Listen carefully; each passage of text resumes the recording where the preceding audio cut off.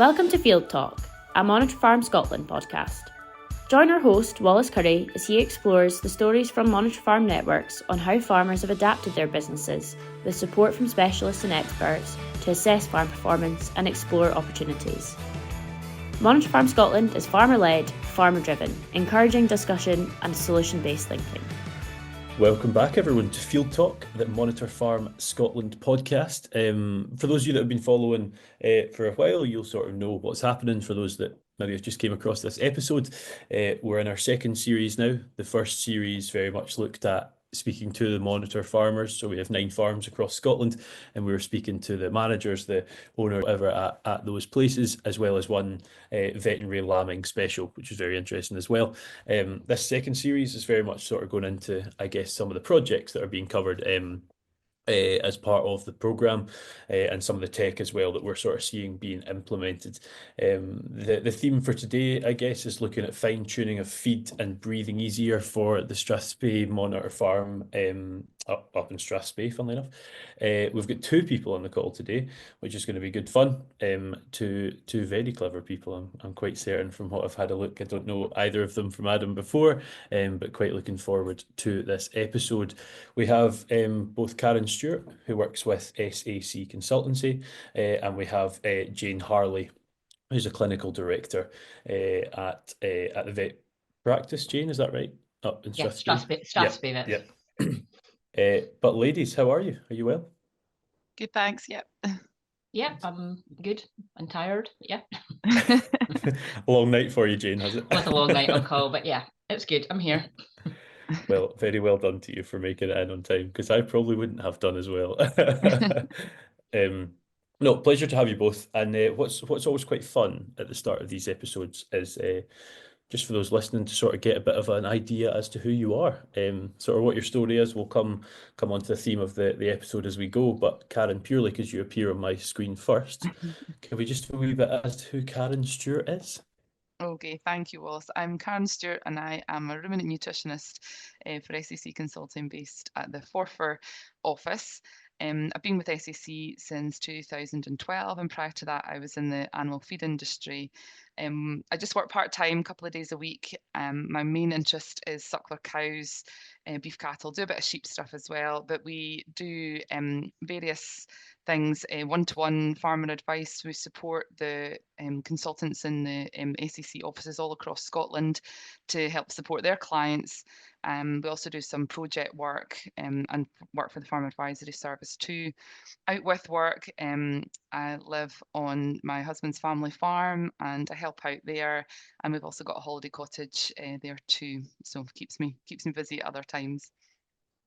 Excellent. And Jane, what about yourself? Just a bit of background as to who you are. Okay, so I'm Jane Harley, veterinary surgeon. I qualified from Glasgow University in 1995, which is quite a long time ago. And I actually came to Strathspey in 96. So I've actually worked in this practice for coming on 30 years, which is quite unusual. It was never my intention to stay here for ever and ever and ever. But I just kind of fell in love with the area, and it became home. I'm not a clever person, introduced me. I'm not a clever person. I'm a mixed practice vet, which makes me a jack of all trades and master of none. And yeah, I genuinely still like doing everything. I like the people that you get and the skills that you get from being a mixed practice vet, from dealing with farmers, dealing with small animal clients, dealing with wildlife stuff. It's just our job is nuts, really, with all the different things that we actually deal with. And it is kind of one of my passions going forward is to keep that sort of, with young vets, because things are kind of going a bit more small, large, specialism. But in rural areas, it's really important that we encourage people to stay in that mixed practice role. So yeah, that's my work side. I love the modesty of British people. I'm not very clever, but veterinary surgeon and clinical director of a vet practice. But there was one thing I really wanted to ask you about, Jane. You were in charge of, or certainly actively involved in game bird health planning. What did that involve across the board? So my partner used to be a gamekeeper. So I kind of got a bit involved that way. Because one of my hobbies is my dogs. I've got German wire-haired pointers and working dogs. And obviously with that, and obviously the knowledge of, a bit like Karen, just getting dragged out to help feed pheasants and do all these things, you kind of get an interest. So yes, I mean, we have got, a few estates and, shooting estates, which again, I think, well, that's another chat altogether, isn't it? But a very important part of rural life and rural economy. So yeah, I very much got involved with that side as well. It's very niche. It's a very narrow window of time, so we're quite busy with it over a couple of months in the summer, and then from now onwards we don't do so much. So so that's kind of like a personal interest as well as a veterinary interest, because it's kind of involves one of my hobbies. It's interesting. That's a standout. That's quite an interesting one to hear. Something else. So yeah, it is exactly. It is. We're sort of focusing on the theme of today's chat, which is sort of looking at cattle rationing and fine tuning that process. Just so we sort of know what we're talking about, and I don't know who's best to answer this, so I'll leave it sort of open to you both. What is the program that's happening at Strathspey with focus to the monitor farm? What's happening? So at Hernick, our Strathspey Monitor Farm runs 150 cows. They sell their stirks about 12 to 16 months. They have 2 calving periods. They do mid-November to the first week in January. They have about 50 then, about 10 heifers. And then they do the end of March to May, and that's their big lot. They do about 100 then, again, just with about 10 heifers kind of calving in there. Housing back-end calves are weaned and then housed in October, and then the spring-born calves are weaned and housed in November. So we had a bit of an issue in 2023 with pneumonia. In the January of 2023, we had young calves and stirks and just a few clinical cases, and I think this is the standard. What happened is folk will treat the odd case here and there, and they maybe don't actually look at as to how many they have actually treated. So a few clinical cases don't involve the vet, they treat them themselves. We chat, obviously, health plans and that, so we're happy enough with that. And then October 23, we had some more clinical cases. So they actually vaccinated 40 of the back end calvers with bolus intranasal RSP. But they didn't vaccinate the spring calves in October. Now, Malcolm actually will take your hands up in this. He had the vaccine, he just didn't get round to it. So it's quite an interesting sort of story that it's not, he just didn't get round to it. It's just one of these things he didn't do.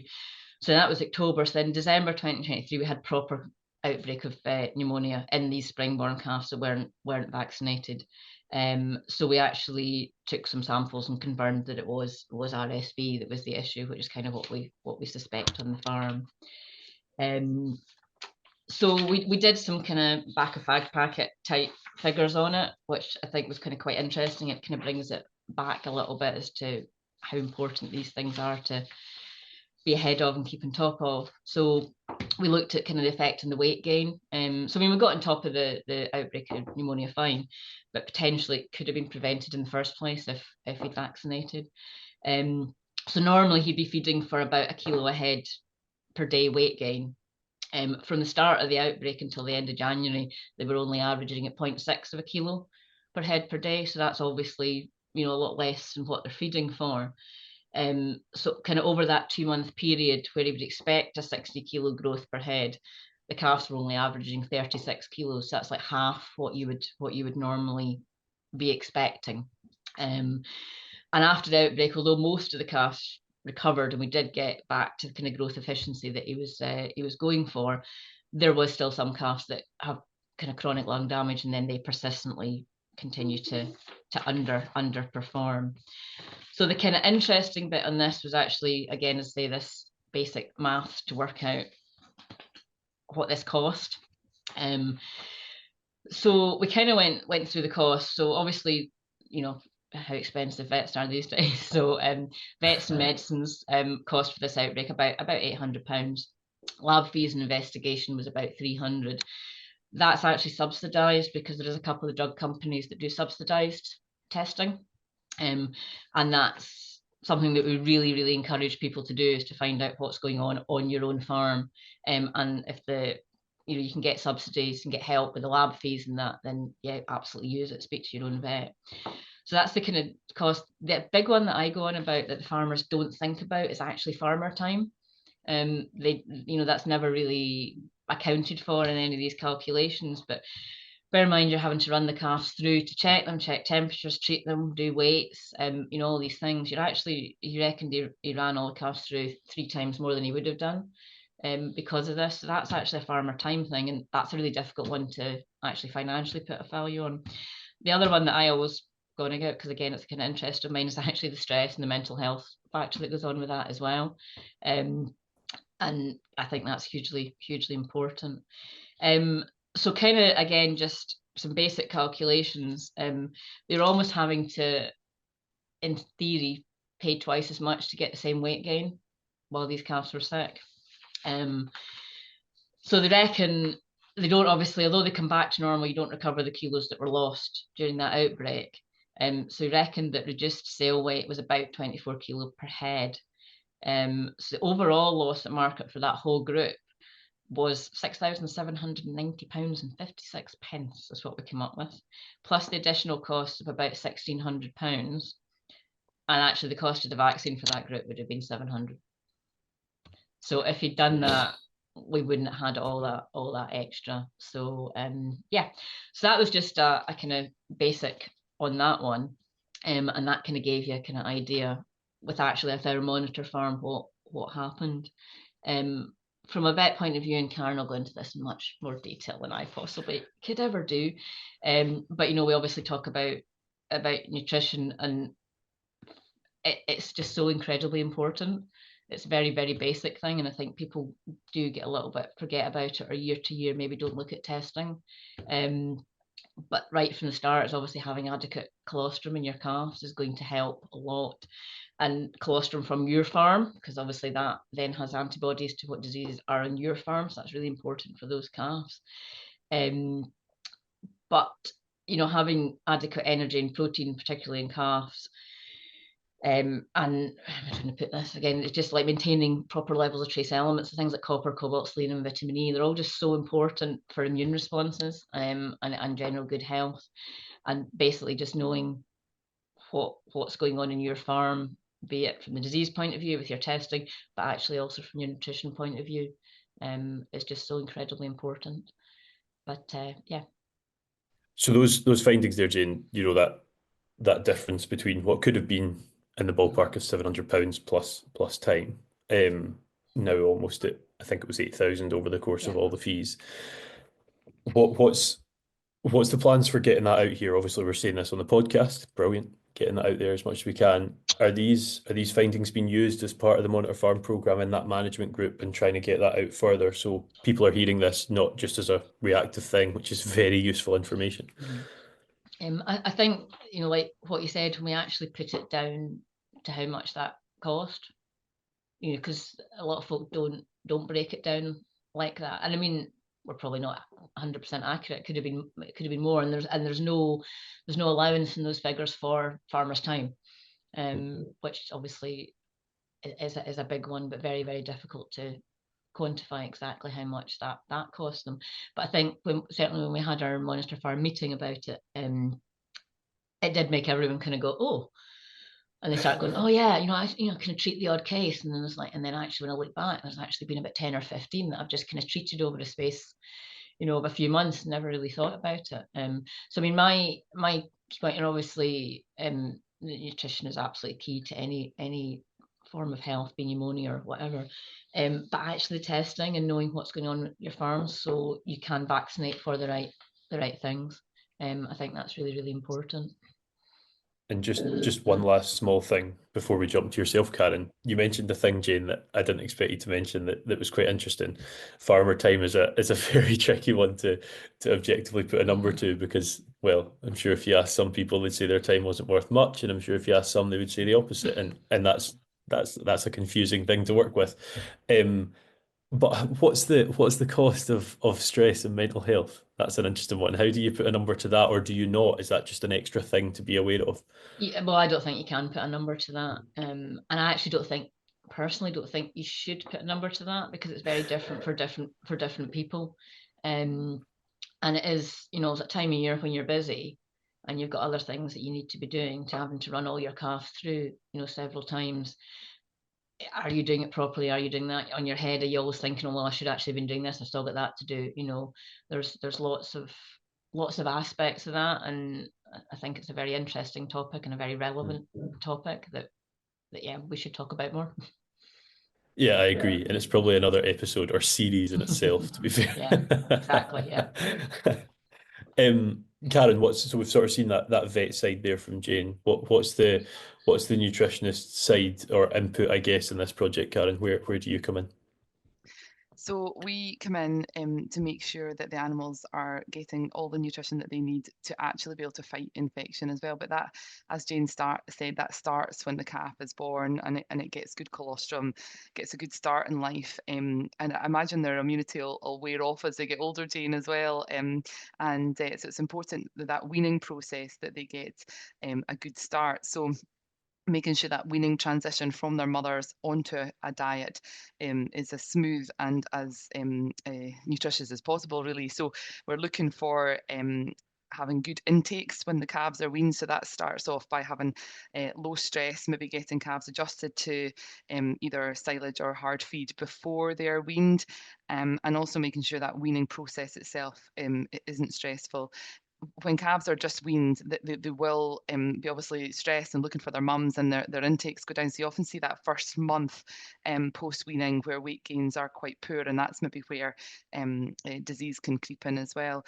Jane was talking about the sort of veterinary side of it, but there's also the environmental side too. So the shed as well. So the ventilation in the shed and the comfort of these calves as well is really important. That's something that the Smiths have been looking at too, because the ventilation in the shed that they have at Congish, it's an annual rented shed, so they're probably quite limited on what they can do in terms of infrastructure. So it's concrete slats and some boarding as well. So they had a ventilation specialist in to have a look, and there was some adjustments that could be made. And it's just carrying through with all the aspects that go into affecting the calf for pneumonia. Back to nutrition, sorry, I'm digressing, but the protein is really important. So keeping the protein up in the diet, ensuring it's palatable, have enough energy. So and a presentation of feed. So for silage, for example, you want it to be fresh, well presented, so they have it in front of them all the time. Good access to feed, so they're not having to fight to get into the feed. Good fresh water. It sounds really basic things, but it's something that's really, really important. And when we look at it's about balancing the forage that's on the farm as well. So deciding how much of a concentrate to give, and that depends on what the outcome of the calf is to be. So if we sold store or to be finished, how much you're wanting it to gain a day, and then working back from the forage quality to how much concentrates are there to balance it, and presenting that in a nice way that the animals are going to want to eat, and it's good quality feed in front of them.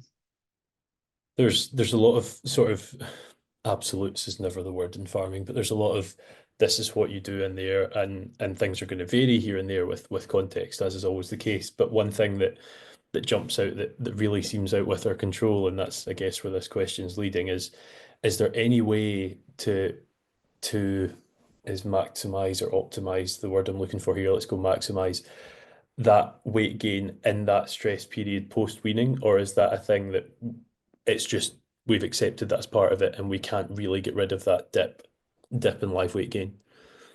I think, I don't know if Jane has an opinion on this, but I think there will always be a slight check. It's managing how big that check is, and that can definitely be managed with nutrition and management. There's been some farms I go to, they maybe have the cattle in a court, a cattle court, and they simply put a wire down the middle, and the calves go underneath and creep to get their own ration, and then one day the gate just gets shut. So it's a nice easy transition, or maybe over the fence weaning if they're out at grass. I think it's when you've got that maybe sudden abrupt weaning and then lots of changes happening in terms of the diet and in terms of the environment, that's where a big check can come, because the stress factor there. I'm not sure if you agree, Jane, if there's anything you want to add. Totally. I mean, we just talked about stressing farmers, but obviously stressing Yeah, animals stressing calves as well, yeah. is a huge thing as well, and there is absolutely ways that it can be done to make it less stressful. And I think the important thing of that is it's not just we're being nice to the calves, that actually it is financially a better way to do it. It's um, as Karen just said, it's if they're already used to that diet beforehand, and and they're not just suddenly shut off from their mothers, then they will just carry on doing that. Whereas you've always had that traditional drop. I pretty much agree with the Karen said. I think there's better ways it could be done. But yeah, stress of animals is as important. Yeah, the Smiths creep feed their calves actually outside, and Yeah. this year they actually didn't come in until, I think it was in November they came in, because it was such a good back end that the cattle were out for longer. So the weather and things also has a part to play on when animals are brought in and how they're managed too. So it's a careful balance, because you can obviously have them on creep feed for too long, whereas they're taking in too much, and then they come into the house, and then obviously they get a drop in creep feed. It's not ad lib to them. They've not got their mother's milk as a comfort, and they're on to silage, so it's quite it's getting that balance right, really, but which is where we come in to try and help manage that transition. I always find creep management quite interesting, because you've got the obvious thing of learning onto solid feeds and stuff like that, but the thing that always seemed so important to me was the reducing of that dependence of, oh, I can source this myself, and seeing how often they're going back to mum and how that sort of changes over time. But then there's too long as well, like you say, Karen. Yeah, I was never great at getting my head around the timing of creep, it must be said. Oh, it's That's an where you art, come yeah. in, funnily enough. But it Um, varies on the season as well, because if you've got or the grass that's in front of them too, if you've got a bad back end and there's very little grass, the calves will be tearing into the creep feed, the cows will be unhappy, and it's yeah, there's a fine balance there. So environment and weather has a big impact to play year on year, I would say, on what folk are doing. You mentioned the importance of protein, Karen. There's the obvious things, muscle development, whatever, but is is that the importance of protein from a disease management perspective as well, because the animal's growing stronger, or is there more to it? Yeah, well, obviously we've got to meet their needs for maintenance and growth, and that obviously requires energy and protein. And the protein is there to help the calves rumen develop as well and get the most out of their feed. So if you don't have enough protein, the calves are not able to get as much out of their feed energy-wise either. But also the protein helps intakes too. So lower protein feeds are not as easy for them to take in either. It's all about keeping it nice and fresh as well. So we always recommend keeping the protein a bit higher just when they're first weaned, to encourage intakes and just to keep them moving forward.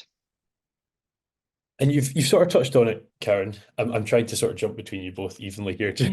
So if Jane, if you're feeling left out, and just so I'll jump to you in a minute. The You've sort of touched on this, but what are you looking at when you're trying to calculate a feed, forage, whatever we want to say, I guess, across the board budget? Um, be that just looking at rations, or be that a full-on nutrition plan. What is it you're looking at? And how is it impacting the herd? What you're looking at, I guess, is what I'm trying to ask. Yeah. So I think it's something farmers do by eye all the time. You do so many acres of silage, and they know that's going to see them through the winter, and they kind of have an idea of how much they need to get their cattle through the winter. But I think it's sometimes can be deceiving, because in a wet year, forage can be quite wet. In a dry year, it can obviously be quite dry, look quite bulky. So it can be deceiving how full a pit is. So I think it's good that farmers can do a bit of a budget. So gauge how much silage they're going to need for that winter. That is done by taking a silage analysis. So taking analysis of the forage that's on the farm, and then balancing that with enough concentrate. So we do that in a ration program. And so it's a prediction really of how much these cattle are going to eat forage wise, and how much supplement they're going to need to fill that energy and protein gap from the forage. So obviously the better the forage, the less supplement is required.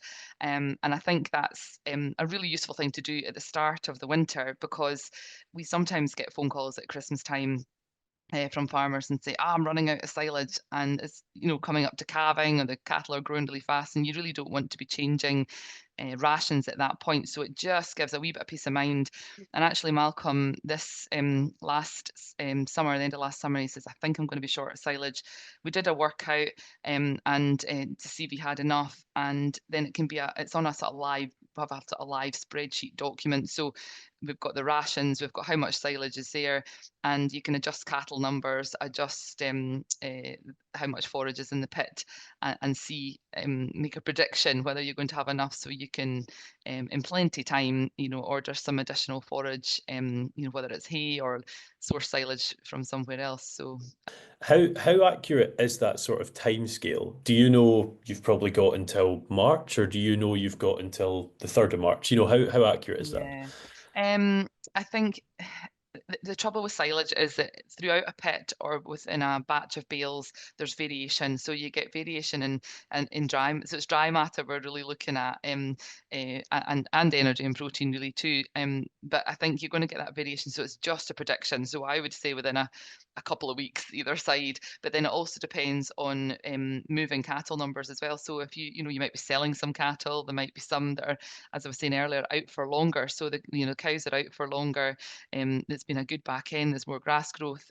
So all these things vary. So on the spreadsheet that we worked with, we have like a sort of start date of winter and end date, and you could adjust those dates to see, you know, how long are we going to have feed for, based on the ration that I've worked out.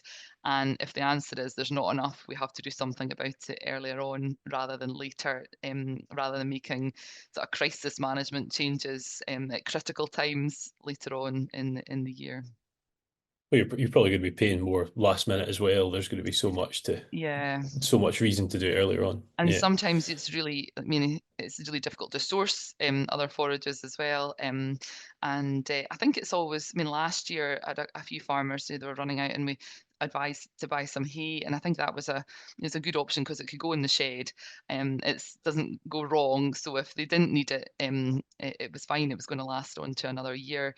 And sometimes we advise to make changes such as maybe just add in a few kilos of something else, so whether it's straw or hay or something else to eke out the silage, so the diet is more consistent throughout the year or the winter, rather than making sudden changes. I think it's just about forward planning. If they can, it gives you peace of mind that you're not going to go wrong, but also the predictions for weight gains as well. So if you're working out a ration, then I can predict that's going to put on a kilo a day, say, or, you know, 1.2 kilos as we rationed for last year.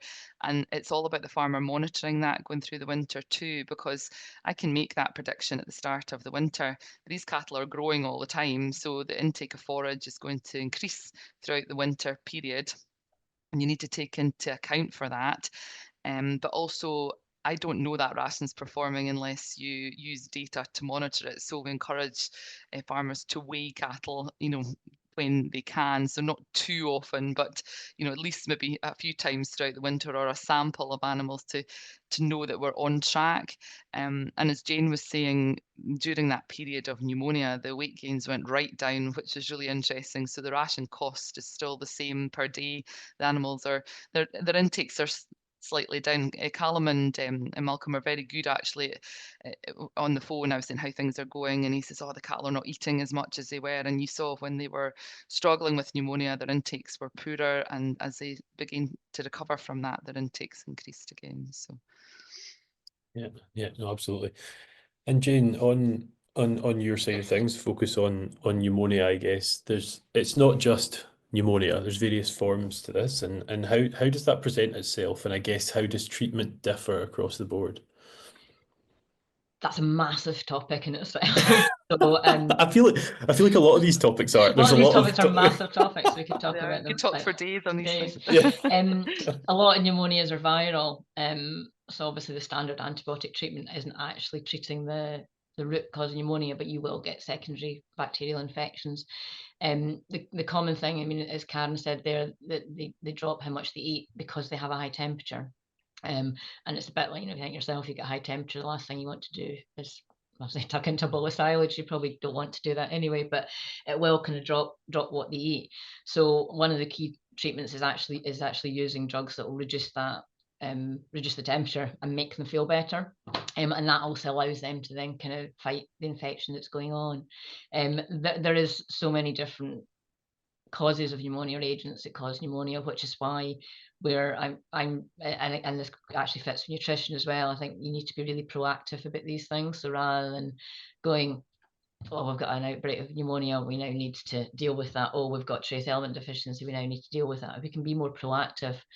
So if you have an outbreak of pneumonia, speak to your vet, talk about testing, try and find out what the problem is, because we realistically, for most of the causes, we can vaccinate. And then that prevents you having that issue in the first place. And then, it goes the same with nutrition. We're better knowing that you've got some form of trace element deficiency before you have a problem, rather than being, caught in the back foot and dealing with it afterwards. So, and there's always things now that are available that, maybe 30 years ago when I started, weren't, like, proper analysis of silages and, and having people like Karen. I can't stress enough. I mean, I'm not a nutritionalist, so when a farmer asks me questions like that, I'm going to put them in the right direction. I'm going to send them to people like Karen because they know what they're talking about, and use these services. It's kind of when we have, if there's been a problem on a farm, and it's veterinary and it's a nutritional cause, when we sit down, the farmer, the vet, Yeah. and the nutritionist, oh my gosh, those meetings are brilliant. It's so much can be achieved out of them. And often you hear, the nutritionist says, oh, speak to your vet, and the vet says, oh, speak to your nutritionist. But if we all speak together, that's really when the Absolutely. magic happens. Yeah.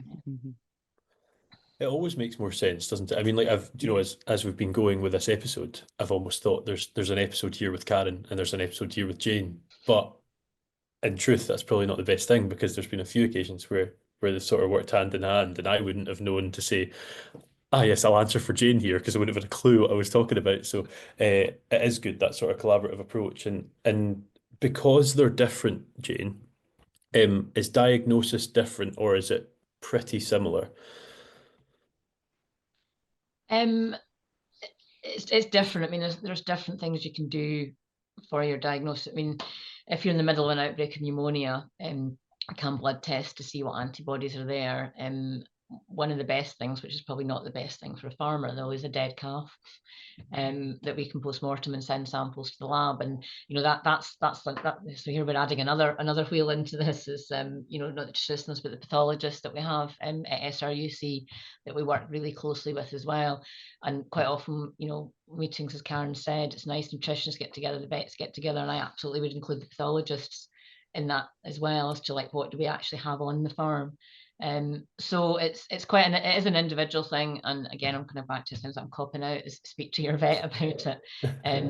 And because there's different, if you're in the middle of an outbreak, it's different testing. If you've got calves that have recovered from an outbreak, you can actually test them as well for antibody levels.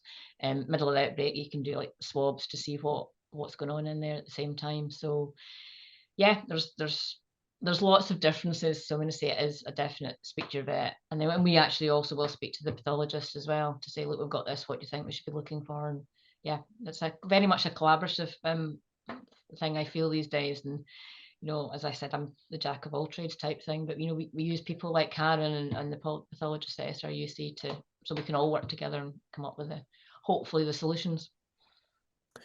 And to almost hear your side of what Karen was saying earlier, Jane, from I guess from an immune function perspective, over the course of that 30 years you spoke about, you've seen silage analysis be used much more, that change from a nutritionist perspective. How much has that changed immunology? How much has it changed that disease sort of prevention side of things with better health planning, nutrition planning, sorry? Hugely. You made me sound really old there. No, you said it. You said I know it. I said it, but you're not allowed to say it. 30 years ago, we had nothing. It's changed things hugely. Because I think a lot of guesswork went on before. I mean, Karen might agree with this, even from her own farm point of view. A lot of guesswork went on. Potentially, guesswork still goes on. And I think we need to encourage folk to use the services that we had. As regards testing as well and vaccines, I mean, that's come on phenomenally in the 30 years that I've been really old. That's come on phenomenally in these years as well. And there's things that we can now do that we didn't, gone in the days when, when I first started, I remember going out like on Boxing Day and New Year's Day and, injecting antibiotics into, like 50, 60 calves on time. And, we didn't have the luxury of the vaccines to kind of try and prevent these things. So yeah, there's just been some massive progress in this kind of area. And yeah, we need to use it. I feel I'm not going to live the comment about duration of career down, to be honest. I was going to try and get out of it, but I think it's one of those big spade ones. Can I just add something Yeah, into of course, that? Karen, on you Sorry. go, of course. You were talking there, we talked earlier about the cost of pneumonia and things, and I think the nutrition planning side, you can't once you get the pneumonia sorted out, and the nutrition planning side helps with weight gains as well, because sometimes I get farmers saying to me at the end of the winter, gosh, my calves were 20 kilos lighter than they were last year, and there's been no disease challenge, and it's just been down to the forage and the supplements and the quantities that have been fed. And it's the same goes for cows as well, with them maybe not wintered as well, and it becomes as a bit of a surprise at the end of the winter, gosh, the cows are lean. And I think it's about having a sort of plan, a rough plan of where the nutrition is and where it needs to go throughout that winter period, so that there are no surprises, and you are maximizing your weight gains and making sure cow conditions where it needs to be at calving time in the spring, and that comes through monitoring throughout the winter, and just realizing that what you're feeding is really important to know the quantities that you're feeding and the quality that's going into these animals, and so that it's not just guesswork. See, from a looking at, I guess, nutrition planning side of things, Karen, and this feels like a fun question, and I think it makes sense, and I think I'm articulating it right. But what's harder to deal with? A really easy winter where you've planned towards that, or because that almost feels like your plan's going to be wrong at that point, or a really hard winter because I assume you're planning for that. Does that make sense? Yeah, do you mean hard in terms of weather or bad For forage, sure, or yeah. yeah, Across the board, not great silage that year, plus bad winter, or the vice versa. I think in an easy winter, or a good, say they've made good forage in the summer and they think, oh, I've got good silage this year, cows are in good condition, winter should be easy. I think if people know that they've not made good silage and it's going to be, or the weather's bad, and they plan for that, then actually you monitor more probably. So if you think, gosh, my silage is not good, and you've really had to do some work to balance that and get the nutrition right, then you're more likely to monitor it through. It's when people don't think about it and just feed what they've got as they've always done. So if you have the same approach every year, not taking into account weather differences and forage quality differences, that's when you can get into trouble by doing the same thing but not realizing there's differences in the environment.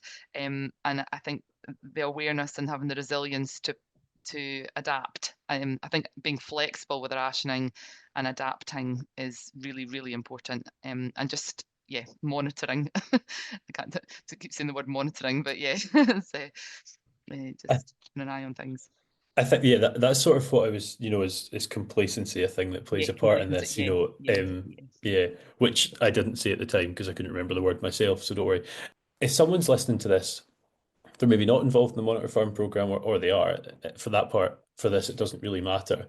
And what's the next steps if they're listening to this? What should they be doing if we were to try and sort of bring this all to a sort of nice end, encompassing what we spoke about and maybe some other stuff we haven't covered? If you were speaking to someone, we'll start with you, Jane, because we started with Karen last time. What would your advice be to them to try and cover everything we have today, I guess? You use the SR, sounds like an advert for Karen, but use the SR. I mean, you use that nutrition service. I mean, one of the things that I just thought of there that we didn't really touch on, we talked a lot about trace element mineral deficiencies, but we didn't mention that actually overdoing it's not great either. So actually imbalances, so an excess of some of these things. So guessing what you're needing isn't good, because you can actually overdo it. You can also spend an awful lot of money on a supplement that you maybe don't actually need as well.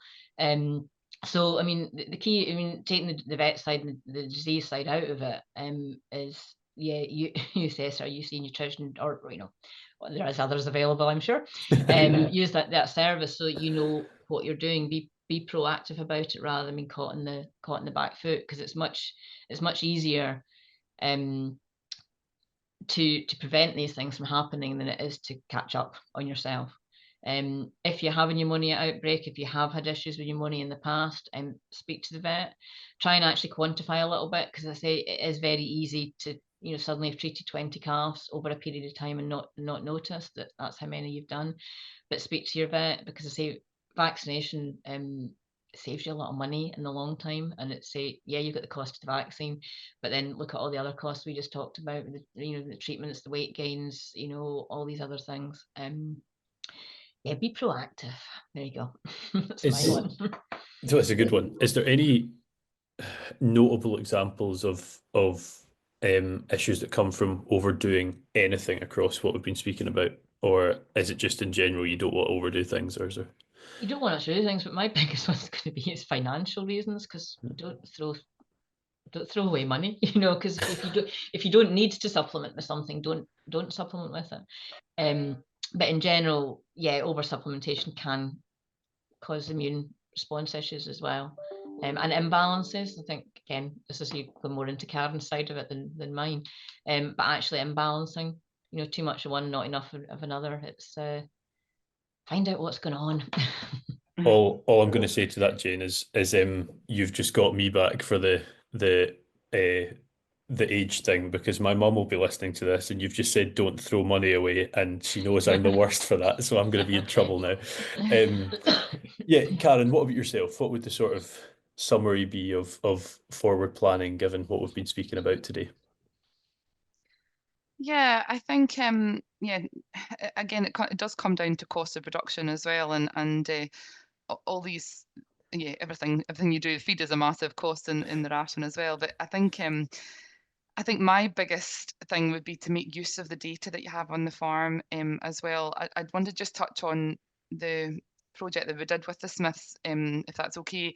We looked at weight gains of young stock, and we just used an average calf birth weight, which was done, I think it was done by Weighty for an estimation when they were born. So that maybe could have been more accurate. But in their autumn calving herd, it was only 20% of the calves were below a kilo gain until weaning.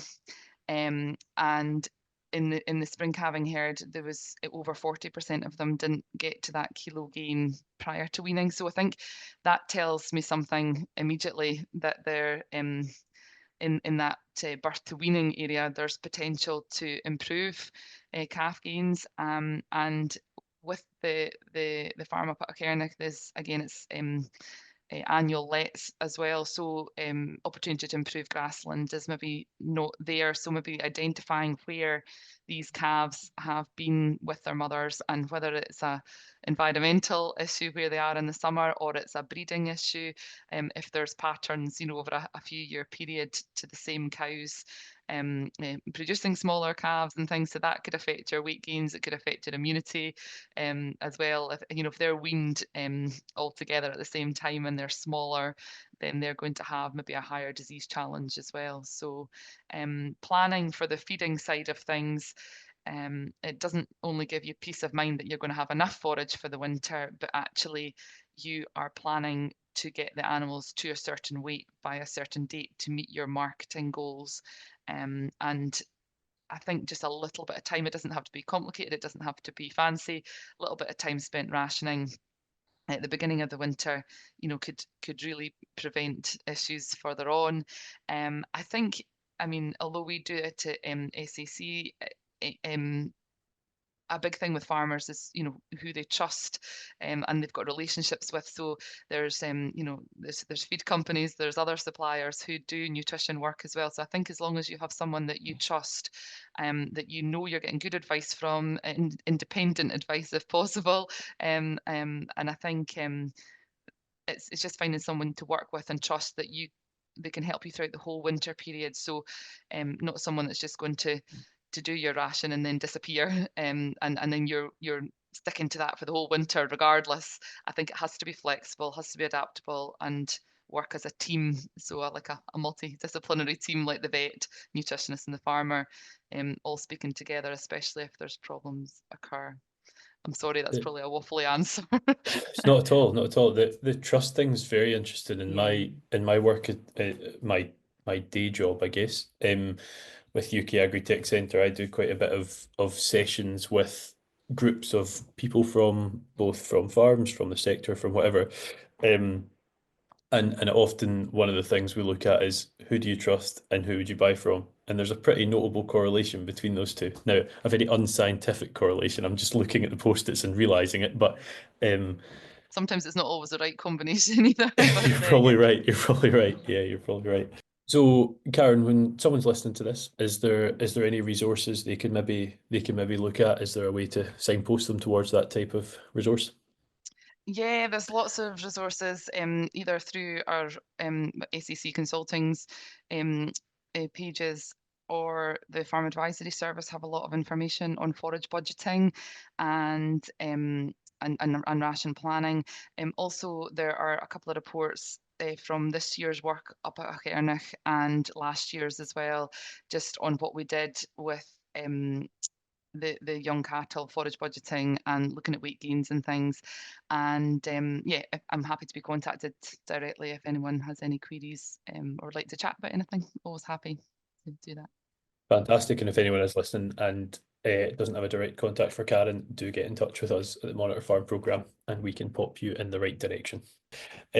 One thing that I actually probably should have mentioned, maybe one last question for yourself, Jane, is a big thing on pneumonia would be ventilation. What's the focus there from a veterinary perspective?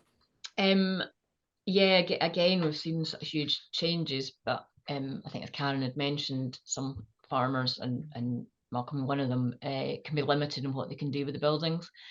Some of the farm buildings are obviously very, very old. Got some fairly good, decent new sheds going up various places as well. But this is where I'm going to sound like I'm passing the buck all the time. But again, take advice. There's people that's actually their speciality. And there's various ways you can, fancy things that you can do to look at what your ventilation is like, what your airflow is like as well. And I would say the majority of time it's not good enough.